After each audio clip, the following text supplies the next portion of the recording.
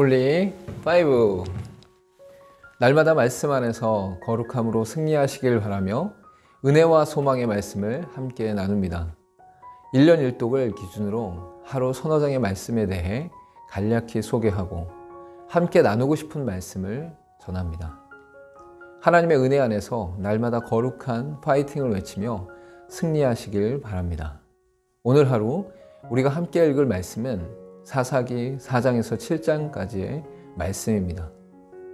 4장에서는 사사 에훗이 죽고 나서 이스라엘 백성들이 여호와의 목전에서 다시 악을 행하는 사건이 일어납니다.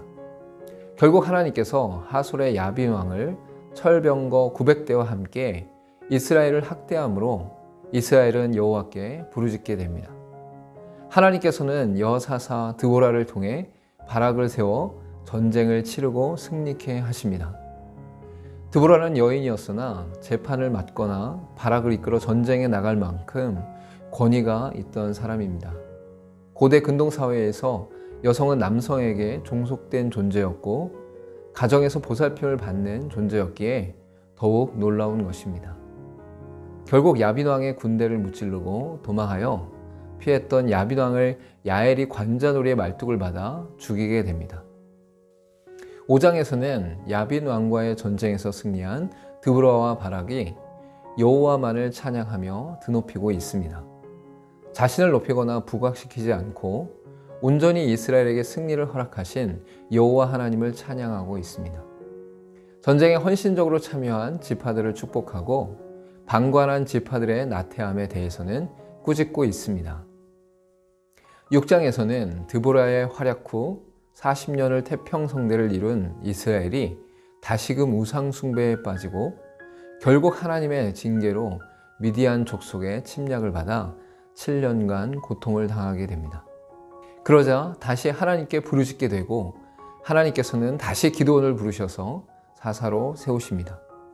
한 선지자가 나타나 하나님의 말씀을 전하고 이후 기드온을 부르셔서 하나님의 일을 감당케 하십니다.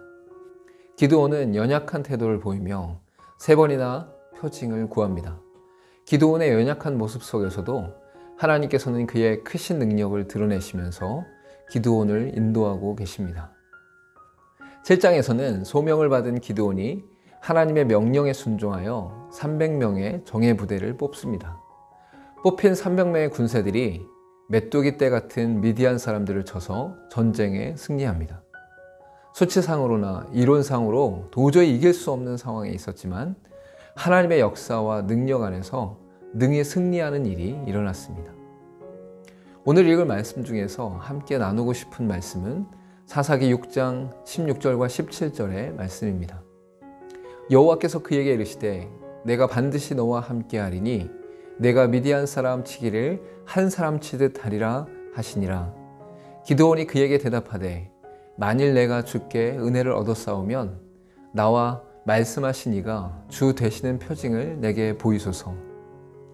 기드온은 연약하고 미약한 사람이었습니다. 미디안 사람들을 피해 몰래 타작을 하던 사람이었습니다. 또한 하나님의 표징을 3번이나 구하며 자신의 소명에 확신을 하지 못했던 사람이었습니다. 그러나 하나님께서는 군사의 수를 32,000명에서 10,000명으로 10,000명에서 300명으로 줄이게 하십니다. 하나님의 말씀에 순종한 300명이 나팔을 불고 소리를 치며 항아리를 깨고 횃불을 들고 싸우게 하셨습니다. 결국 에브라임 온 산지에서 미디안을 치고 전쟁에서 승리했습니다.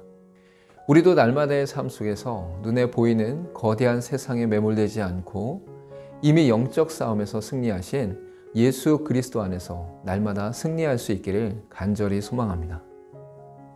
함께 기도하겠습니다. 이론과 수치를 뛰어넘어 역사하시는 하나님의 능력 앞에서 온전히 기쁨으로 순종하며 영적 전쟁에서 승리케 하옵소서. 예수님의 이름으로 기도합니다. 아멘. 눈에 보이는 세계와 나타난 것들로 인해 흔들리지 말고 영원히 완전하신 하나님의 능력 안에서 날마다 승리하시길 간절히 소망합니다. 오늘도 홀리 5